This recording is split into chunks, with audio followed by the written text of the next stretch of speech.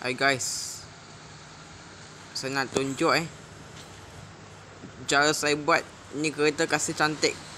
Tengoklah before and after. Nanti saya nak tunjuk hasilnya lah. Sangat memuaskan, sangat bersih dan tak kotor lagi lah. Okay, jangan lupa subscribe lah, comment and like and share. Itu saja.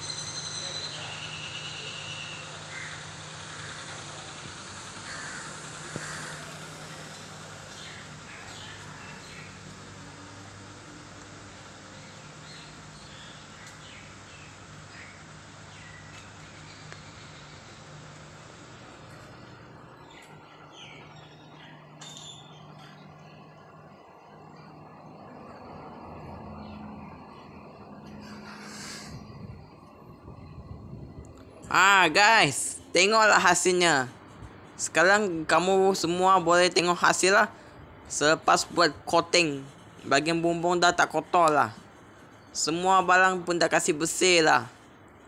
Dah cuci pakai sabun kereta, lepas tu pakai kuting. Tu je. Jangan lupa like, share, follow and subscribe ya guys. See you guys. Bye bye. Jumpa lagi.